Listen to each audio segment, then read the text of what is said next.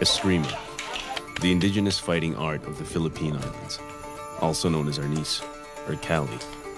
It is one of the fastest and deadliest martial arts in the world.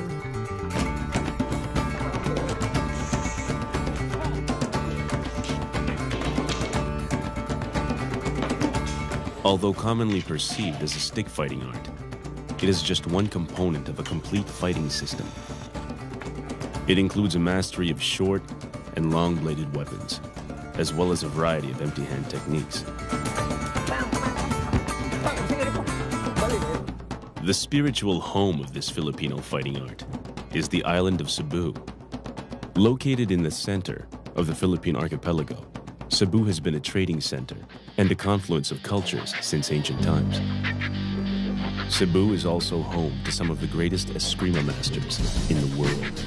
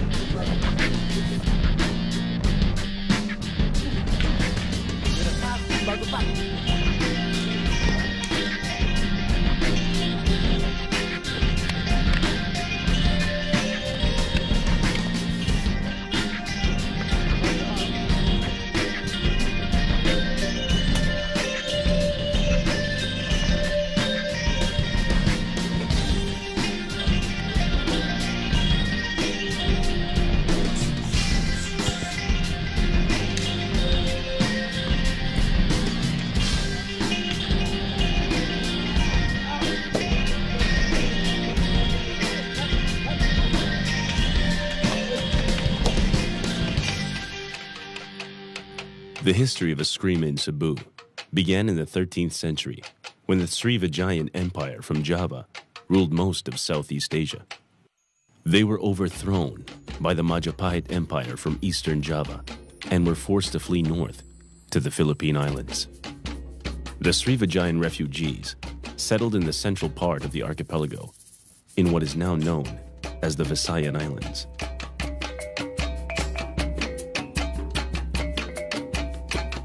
The Srivijayans were a warrior culture and were said to have brought the technology of forged blades to the islands.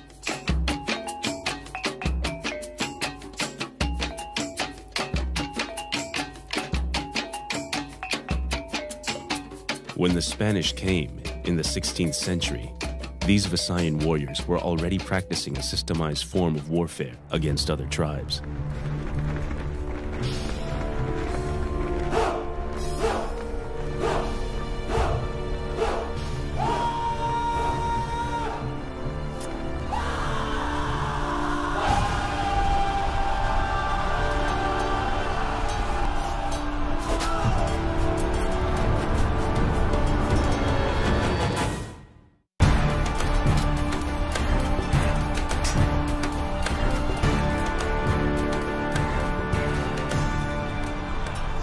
In April 27, 1521, Spanish explorer Ferdinand Magellan met his demise at the hands of these Visayan warriors in the Battle of Mactan.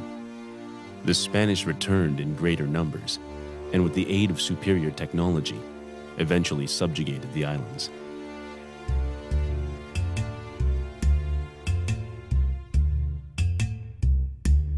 After 300 years of Spanish colonial rule, there was a growing fear of rebellion. The Spanish prohibited the Filipinos from practicing Eskrima.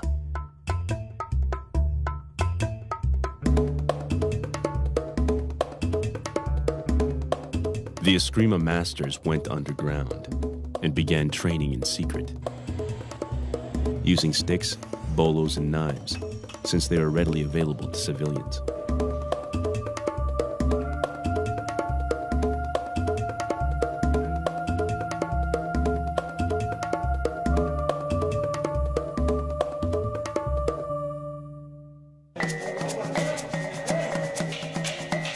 Eskrimadors soon made stick fighting an art form unto itself. No longer limited to blade-based linear strikes, the emphasis was now on speed and accuracy.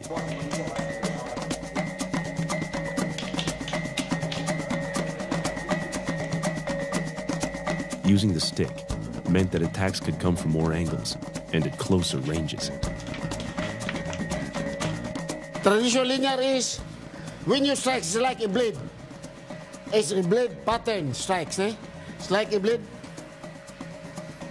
While the snap wrist, the flicking strike, curving strike is, abanico is part of them. This witik. Curving strike. The advantage of this is even if he blocks the strike, it still circles around the defense. Hits it.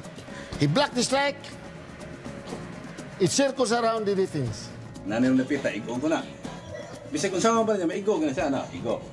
Pagana. Igo. Pagana ko, gupo siya. Igo. Pagana ko, igo ko siya. Igo gapon.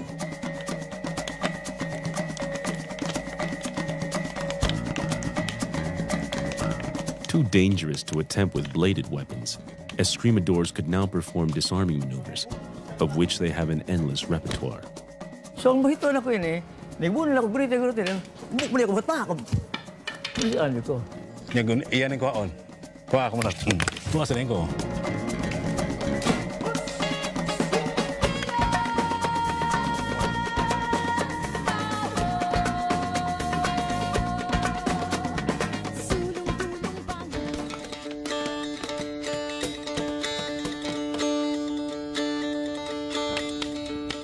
In the early days, each tribe or clan practiced its own system of Eskrima.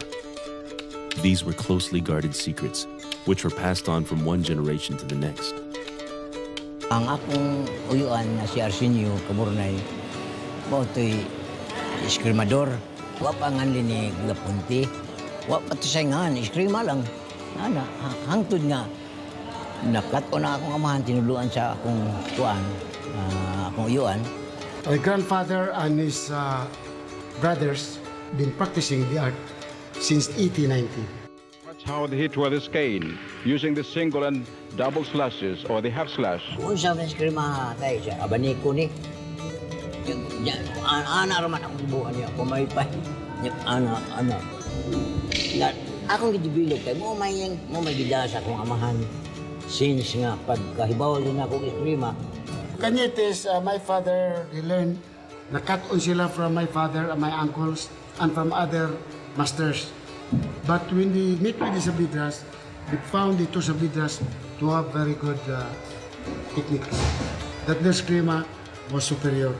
They adopted the Cañetes as their first, among their first few students.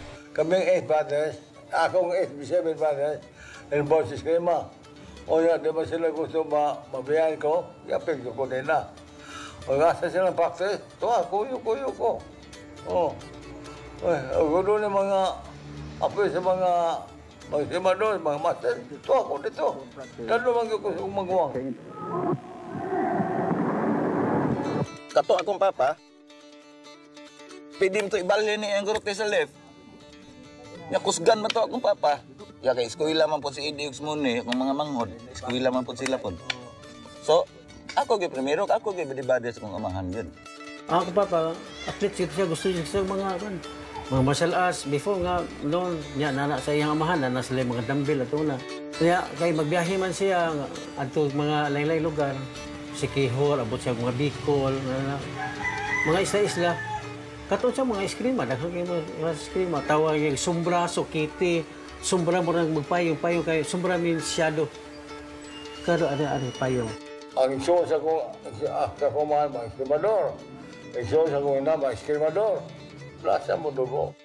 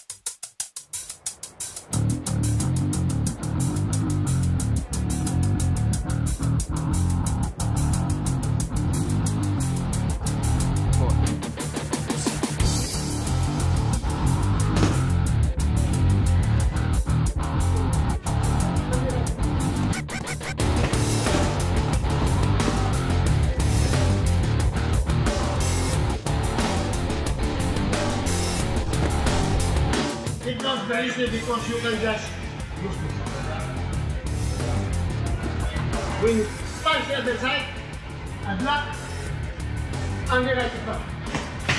Di ko man napungan. Kaya malubag man ko.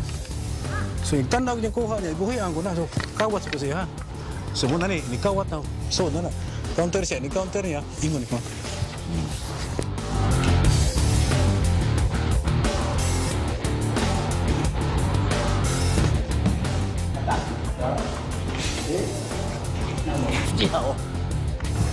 So bago ka na ko siya.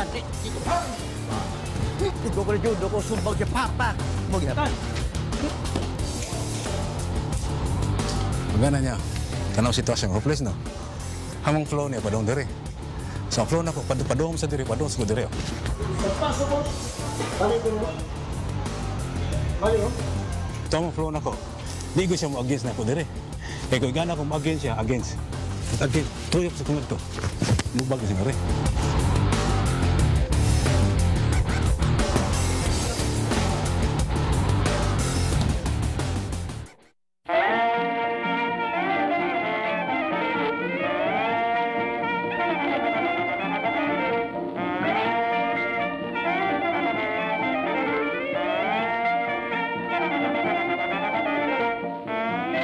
After the American regime was established in Cebu, the Americans encouraged the Filipinos to practice the art. So everybody, all masters, grandmasters, they came out in the open, and that's how they started.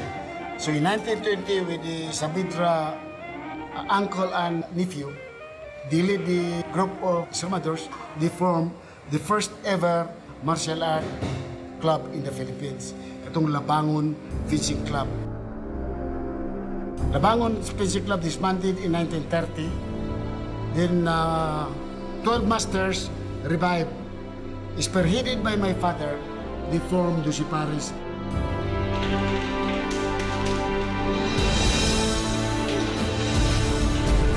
ito, pagkatukod sa Dusipares, ginuwato nila para nga wanay rivalry. Lain-lain ko pa rin online na club lang. Isig daot, sige mayo niya mo. Ato hinay nga, ato ni we have to unify all clubs to avoid rivalry. It seems the idea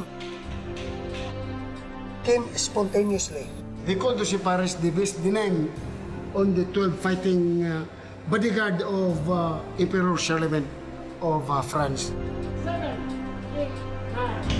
Each member has his own style, teaching his own style. They have this larga mano, others media largo, medium range, others corto. In corto, they have different styles. And there were masters who were only good in intihads. There were masters who were good only in knife fighting. And there were who specialized only in long blade or bolo fighting.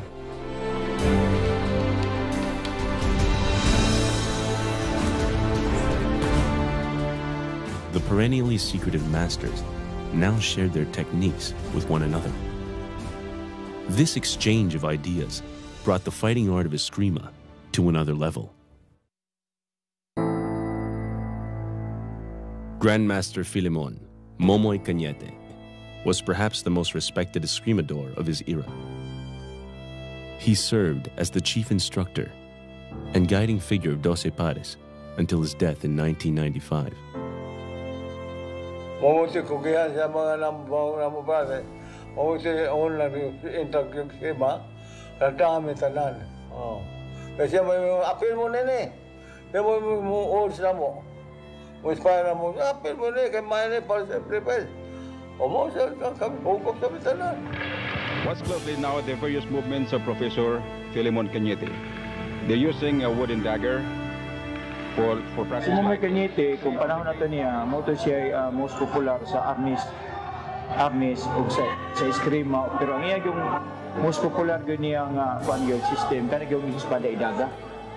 Sword with niya katong iyang bullwhip, na tiguba.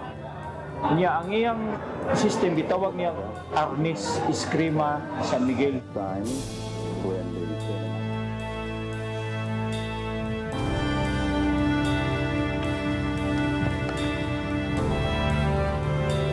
Knife fighting and pin fighting. advance type.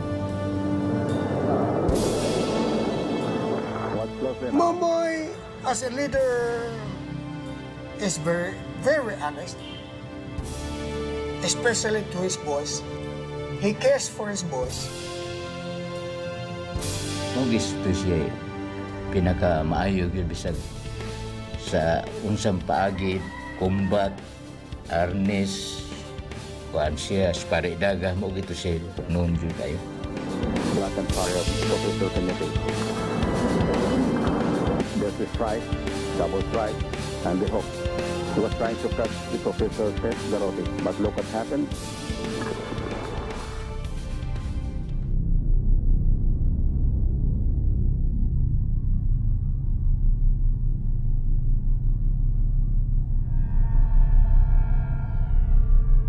In the olden days, Eskrimadors were known to be healers as well. They believed in charms and amulets known as anting-anting and the orasyon, a spoken prayer. 90% sa mga Eskrimador na ito doon ay words of power. Ang katos tatay na ito yung orasyon siya, pati pagpanambal. Dito sa mga G, ano sa'y papel lang nga yung itamdan ba? Ito ang isuot niya mga parte pagpanambal. Tapos Papa, he is not an ordinary person. He possesses also a talisman. He is a talisman. Doon natin siya anting-anting. Until his death, iyan ang gida. That is why dito siya ordinary ng tao para nako asisan. Kapila natin siya masuway nga tirahan ng armas wa kabuto. Oo, ni fail. Agad isang to ba, doon na dito siya protection ba? Kini muna gitawag nga habak or amulet sa English or anting-anting. Ang unang tawag ni habak kay ani ibakos mo niya sa hawak. Mabuhat ni doon na may kusog. Una makusgan ka. Ikaduha maabti ka. Ikatulod di ka maigo. Humigo ka mga di ka sakitan.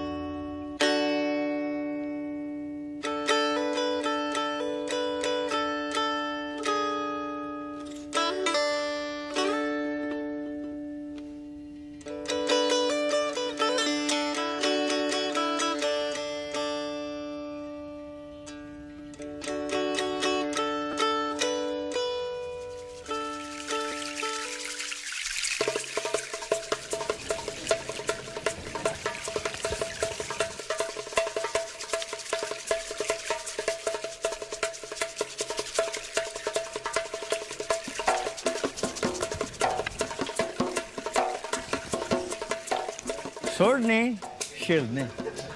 Sword ni, shield ni. Checking is to monitor, control, plan your attacking weapon with your free hand. When you strike, black, there's always a chicken hand. May mo, agdo na po doon eh. Kaya naaman ni siya pirme. Bisag piyong nga ba rin ako, bisag asap sa dagat.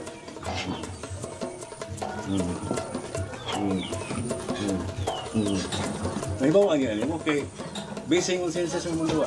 Any object nga mo pakgam sa akong pamatay nga kamot. Mao ni mo dispanta. Okay, this is how I check. I check you there doing what you feel. Where you go next? Down. You know why he goes down? You know why he goes down? Because I influence his brain to go down. Why? Because of my check. Look at how I conduct the check. This little finger make him feel that there is resistance. Pull back a little. See? There is resistance. You go up. There is resistance. What is an area no resistance? That is where I want him to go. That is the area apparently open for target. Mahimo blafo na ko siya pag una niya. Mana ko. Hindi ko hatag. Buko siya. Pukto ako pirmi. Always ni na pirmi. Kaya kung mabante siya, ningo siya. Saan rin o? Na pirmi. So when I do like this, I check automatically he knows. There is resistance, there is no resistance. When he goes near to it, no. No. Because my check just turn to the fella. He cannot see. Go down. There is. But there is no resistance here. So when he goes like that, when he attack here, no. I can just do it.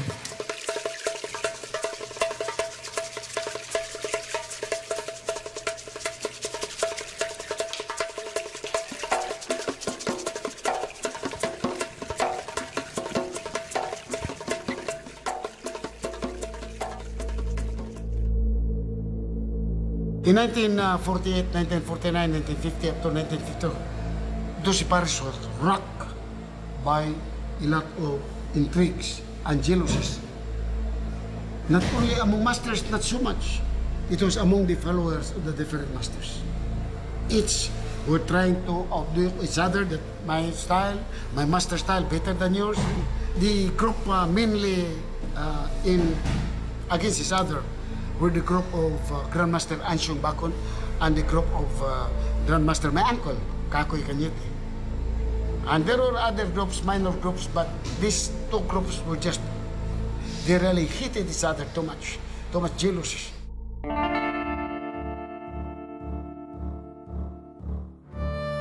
Grandmaster Venancio, Ansyong Bacon, a former pupil of Lorenzo Saavedra, was considered one of the best Eskrimadors in the Doce Pares Club. His skill won him many followers. Among them were Delfin Lopez and Timoteo Maranga, members of the Cebu City Police Force, who were known as formidable fighters. Katot Delfin Lopez lang, dako kay to. Si Maranga, dako kay to. Yung anong nagpataon man niya, Arnes. Pag Antonio, pagkakita niya ang Ansyong, piting gamay sa, mo niya sakto, gamay na, sayo na ibunal, kay para niya, kumao mo sa, sayo na ibunal, gamay na. Sus, pagkasuway na sa guling, kaliso na, maraming bakas eh.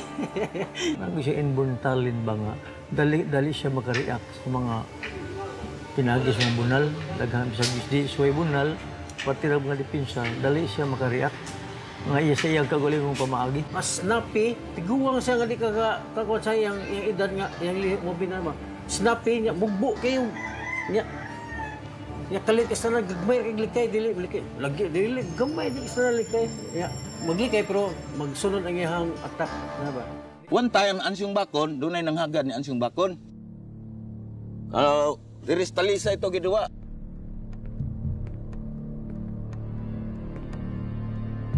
Dua ka buk grote maragog sungkod god.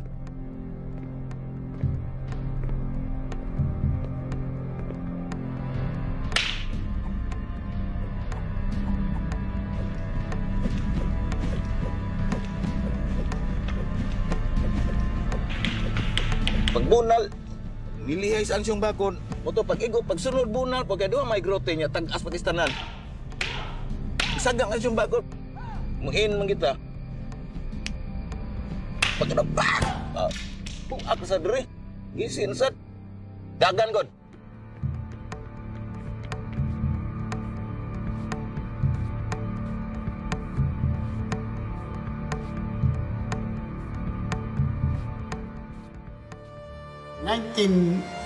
Early 1952, Bacon got out of Doce Pares with Lopez, Maranga in tow, then they put up there on top, Balintawak.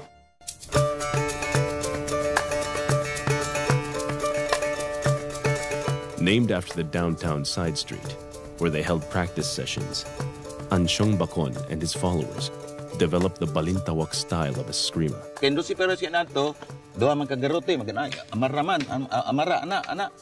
Hangtod nga, garote o hanting, puntay daga.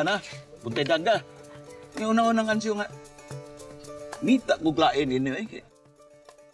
Mag-imbento kuglain mo to nga, one stick na lang. Balintawak fighters favored a brutal and efficient close-quarter fighting style, more suitable to their urban environment. Kini siya, ipukpok ni, tiri pukpok, bunal ni, sumbag ni, siko ni.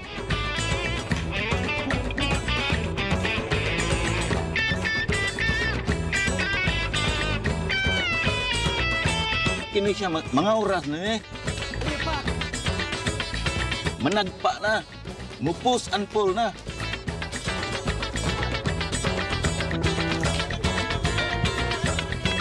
Kini musiko na ni siya.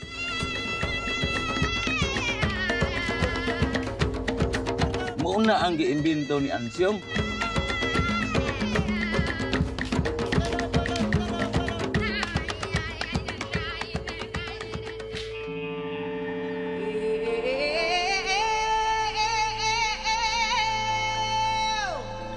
An intense rivalry soon formed between the Doce Pares and Balintawak clubs. They began to pit their most able fighters against each other in no-holds-barred challenge fights. They call it the Hoyko Todo or death matches because every time you spar, it's like a duel. You know, no headgear, no protector, and it's full contact fighting. Dueling was a long-standing tradition for Eskrimadors. When there were no wars to fight or conflicts to settle, they would seek out one another to test their skill.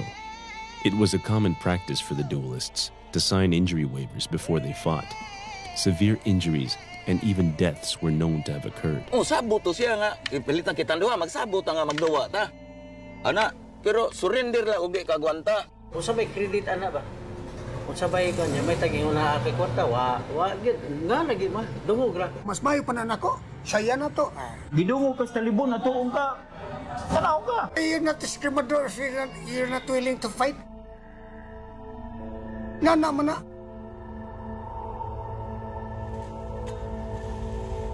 This dueling tradition was brought to Hawaii and California by Filipino migrant workers as far back as the 1920s.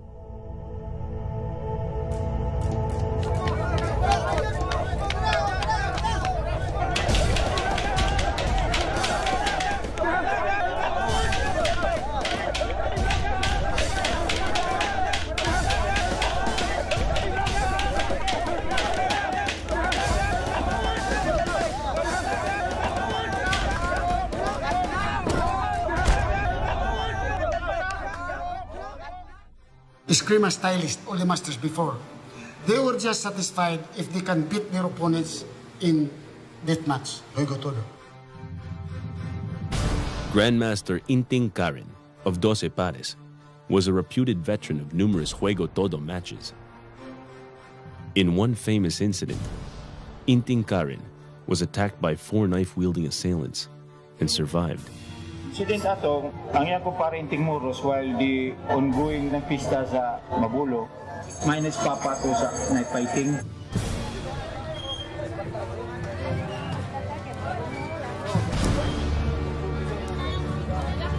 Bila lang. Pati yung amigos, yung panguha og sugat. Igupod to sa mga parinte sa tag-iya sa mga tindahan. Paggupod na, niagi niya, di pag-agi niya lain man to, kung mutabot siya man eh. Pag sa man eh, ni Sailo yung amigo, siya may gatubang, niya naamtoy dang na permit.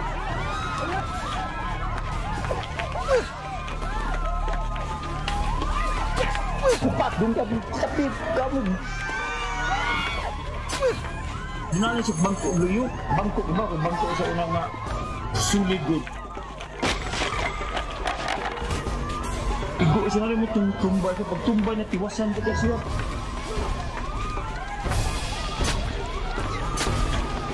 Yung snap, hansak siya.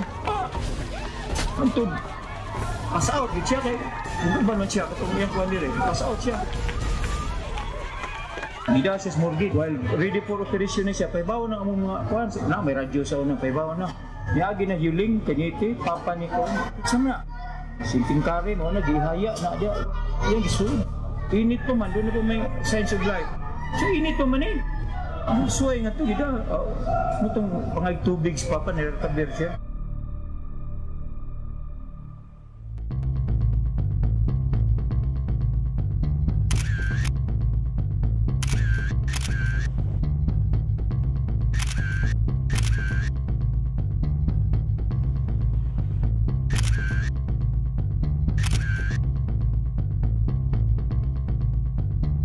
In the main streets of Cebu, the knife is the most common weapon.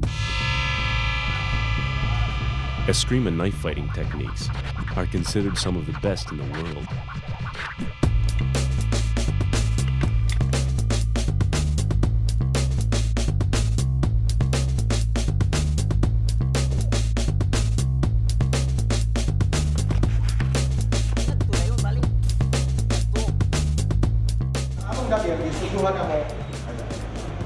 Dua ka ganit, dua ka gunit. Kini, o kini.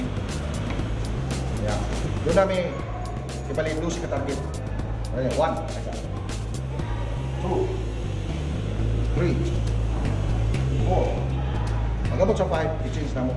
5, 6, 7, 8, 9, 10, 11. Good.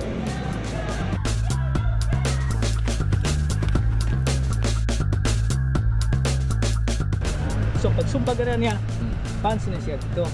Pag pansin na niya dire ayaw na. Sud ang kamot. Kuno. Cross. Kay pagduot niya, ana ni. Gunit siya dito ni. Kung kaya nimo ang pilsa sa usan niya kamot, pwede kanira yung tangtangon, i-twist lang yung kamot niya padung sa babaw.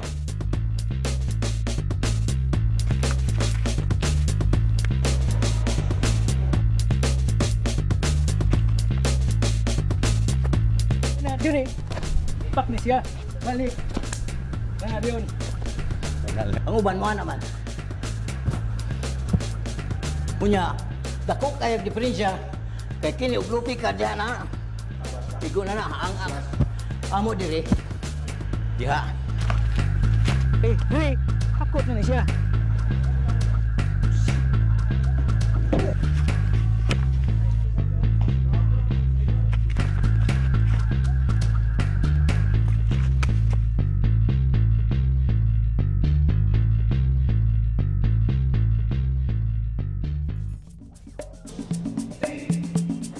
Unlike the Chinese and Japanese martial arts, which were originated and practiced by monks and nobility, Eskrima comes from more humble origins.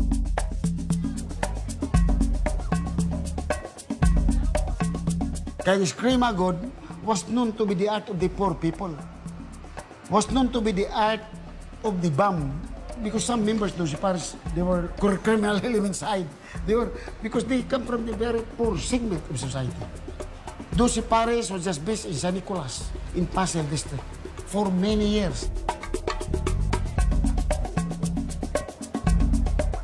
The Pasay San Nicolas district of Cebu was a known breeding ground for many famous Eskrimadors. Kining area, labi na sa mga Pasay, daghan na yung mga tao mga notorious kaya diha. Kagadong nagtrabaho na spear, nagtrabaho na sa isdaan. Ang ilang usog rin may puhunan nila.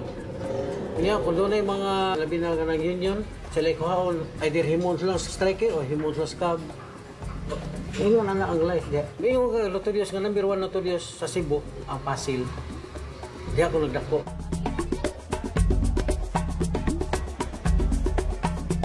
The image of an Eskrimador was that of a gunfighter, willing to accept any challenge simply for bragging rights.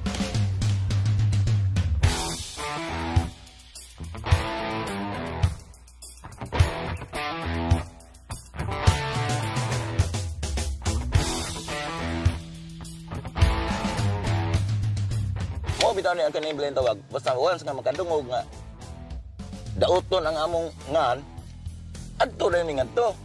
Ana pangitaon rin na mo. Bukal ba kay dugo god nga tanon god. Kami ako, Dr. Marapaw, Winnie de la Rosa, akong mangod si Ide, si Muni, Mio de la Rosa. Mo go tay fighter gyud. Ang katulang kang Dr. Marapaw, doon naman siya mga lodgers. Pagtawag na sa telepono, bungkag laging practice club. Kaya doon namin ang hagis. Nangadtog yung mga itanan. Oh, why gito?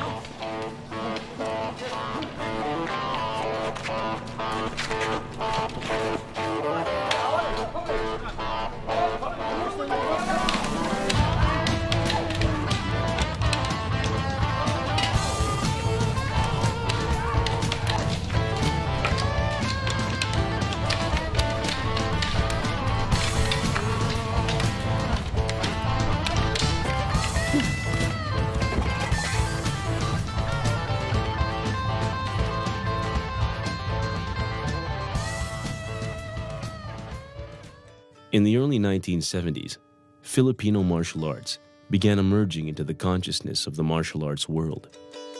12 Pares was invited to perform a series of demonstrations in the United States. Diony primero dito. Onya kami sunod kami Cacoy. Todo pista kami sunod.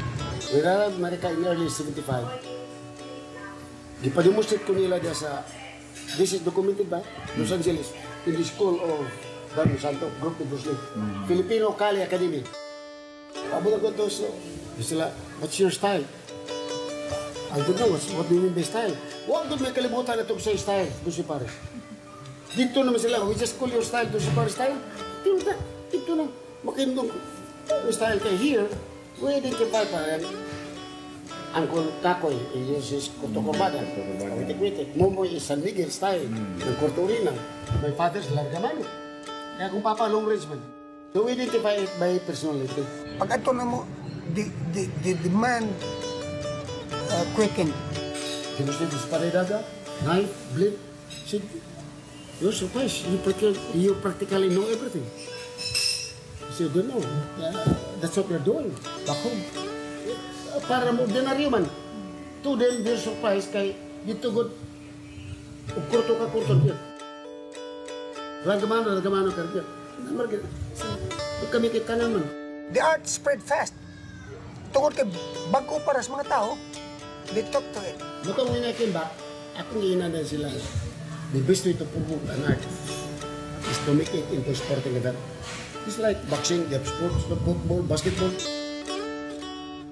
But how come, when every time we spar, we kill each other? No parents in the right mind will allow their kids to study with us when they know a week later somebody will challenge him to a fight. We want to reach out to all corners of the world. We have to band together, civilized ourselves, civilized our way of sparring. That's the only thing. So I formed a committee to draft the tournament rules in Eskrima. When we have the rules, we cannot fight because we don't have equipment. So I designed the headgear, the gloves, the design, 1976.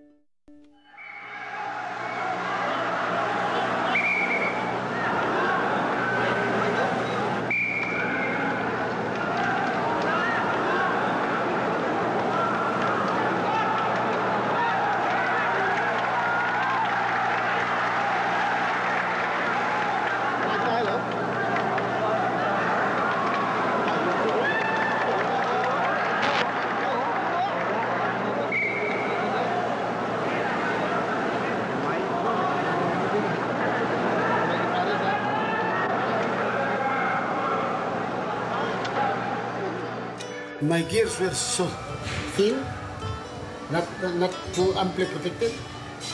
The body gears were left to here. And sometimes they fight without gloves. I put in some gloves there, but some fighters, they're not used to it. They forgot. They fight. Oh, I have no gloves. Stop.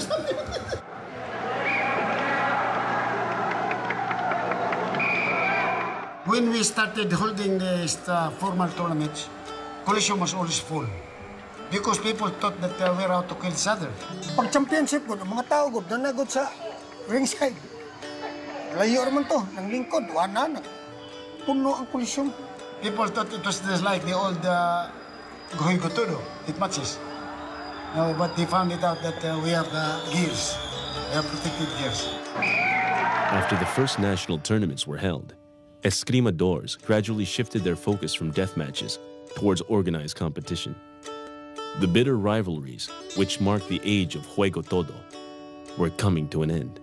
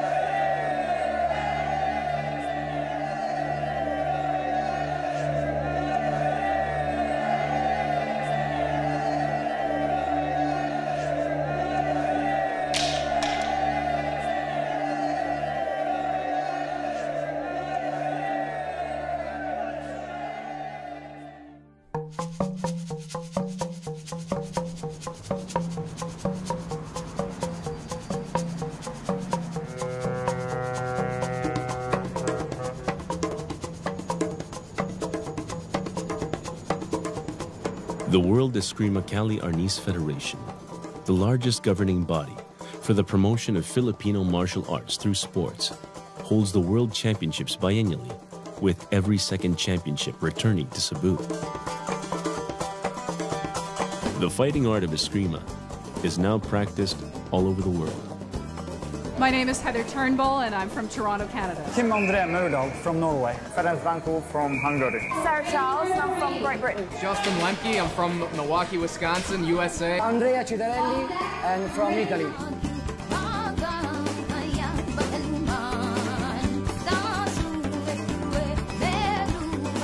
I started when I was about 14 doing Eskrima, and I just fell in love with it. I started, it was the school I started at, did karate, and then once I got my coordination up, I started doing Eskrima, and I felt like it was just a whole other world of new things that opened up to me. It's exciting, it looked fun.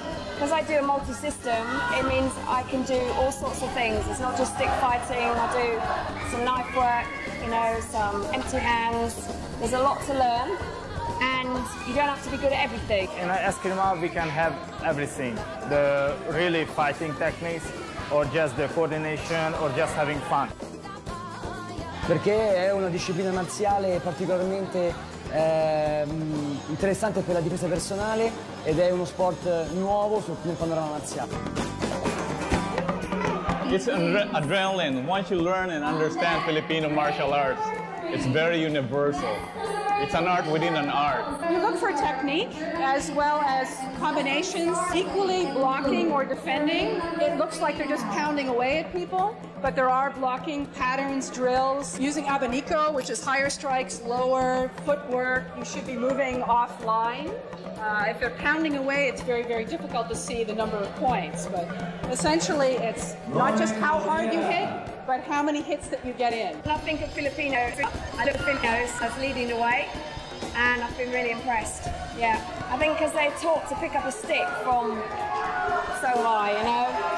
It's just natural, it's just something that comes naturally to them. It's inbred, you know, they're very fast with their hands. Oh, every Filipino fighter is very, very, very good. They are very quick, very strong.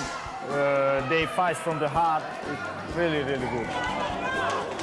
Our guru or head coach came to the Philippines to train with many of the grandmasters, and so we were inspired this time to come earlier.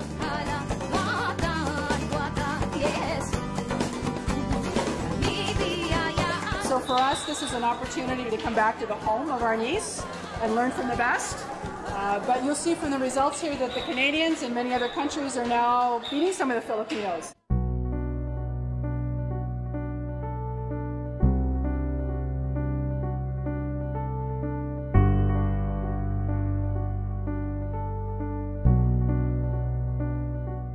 There might be a technological transfer there from us to America, because Americans and the Europeans, when they train hard.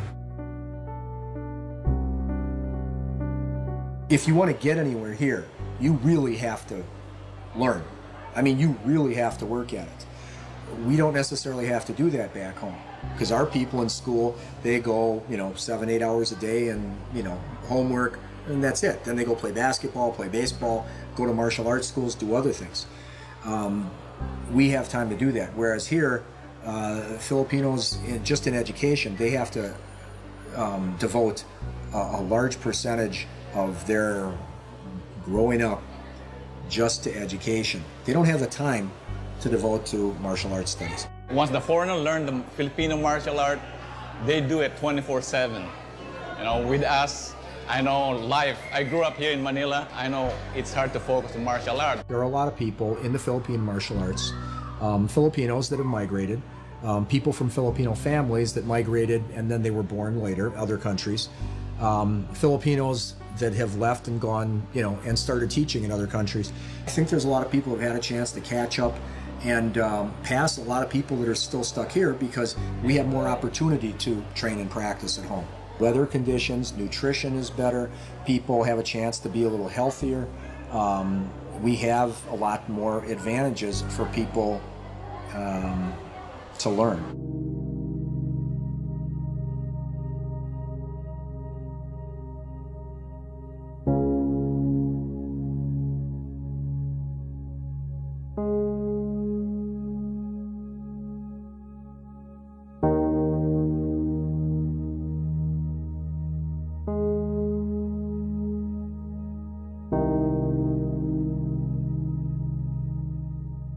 Eskrima is still spreading far and wide. It is still spreading far and wide. Ang kuan lang, ang tournament lang, dire sa Cebu, sa atong nakita lang, di na kayo intense ang competition. But it is spreading far and wide. Mas popular karon dit sa abroad, dili diri sa ato. Ngari sa ato is not popular anymore. Ang mga second generation na po kay interest. Mumta ni kay ko nga di ni maayo nagkanamo ko wag tama mas ni kuyana pa ang mga foreign arts, martial arts kaysa Eskrima. Ang Eskrima suppose ato kita nang amumahon ba kay ato agunigon. Dili guniingon nga sa lain kitay nagbugnaan ang Pilipino. Noon sa gawas nga ato agin Ya ato ini nga mumahon ta nya. Wa may interest ang mga tao. Kung way maning kamot ini, way barog ini pag promote kining atong gugma sa atong Ernest, sa atong Filipino siya, mamatay na siguro yung kamatayon, kaya mawara man. This is the best time. If they have not recognized the significance, the beauty of the art, it is high time for them to realize now. Kaning mga Eskrimadors nga akong ilan nagkunan ako, pero nakumun mo sila mga unsung hero sa atong nasyon, sa atong Pilipinas. Kaya kung wa pa na sila, dili ni mailan ni Pilipinas nga may laki sila sa martial art.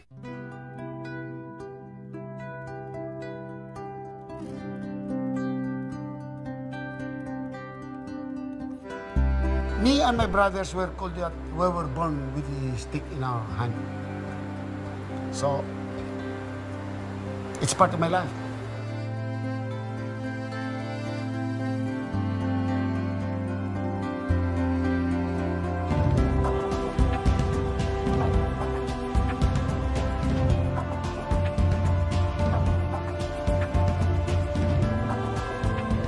Ako nga, masir na ko sa ang nahibawaan ako ngadto sa mga katawhan nga pamagi ilang kuanon ba makatabang pud silang kugalingon parte sa depensa nya makaunahon na sila na kuha na ko nga mo ni gatudlo na ko mo ni ana.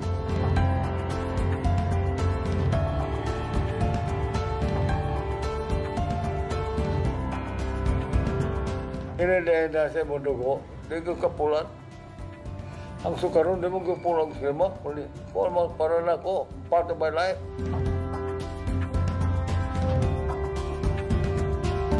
Why retire ni? Ha? Masa pag-retire mo, di ko na retire? Di ko na retire, di ka ka-retire.